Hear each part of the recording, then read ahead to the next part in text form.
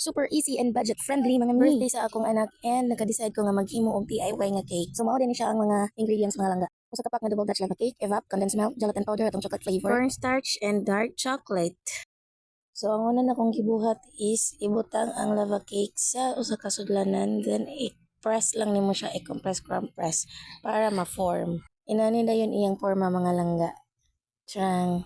So imo iset aside, then i-prepare ang imuhang sudlanan. Ibutang ang gulaman, then add og cornstarch. I-add ang usa ka lata nga evap milk, then mix. Then ipuno ang condensed milk. Ayaw na siya ihurot mga langga pagbilin kay ato nang gamiton sa sunod natong buhaton. Then nagpuno ko og 3 cups nga tubig para insakto lang ang kagahi sa ato ang gelatin.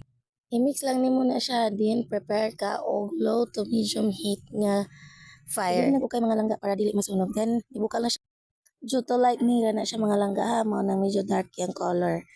So after ato mapaboil, din mo na siyang i-yabo dito sa imuhang gimold nga cake.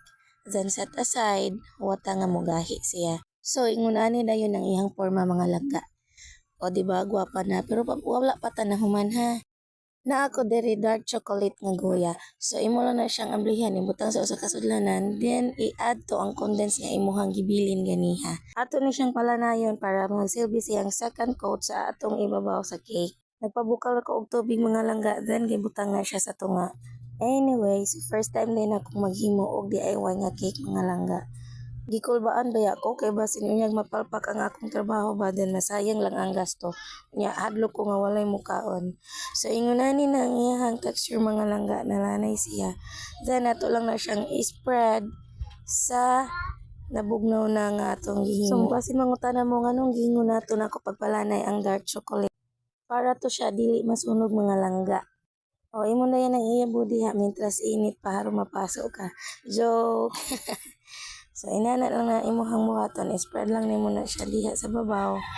Then charang. So kanang imuhang gibutang diha sa babaw, dili na siya mogahi mga langga ha.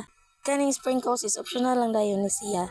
Depende na sa imuha o kung saan nimo ibutang sa babaw. Pwede katong mga gagmay-gagmay nga mga chocolates or unsay imuhang ganahan. Gisuday na ko ni siya sa ref over 1 to 2 hours mga langga. Mao dayon ni iyang forma. Thank you for watching. Comment down below kung asa ni naabot ang video. And base na amoy ika-suggest nga mas nindot sa akong gihimo. Kaya to sanang suwayan next time.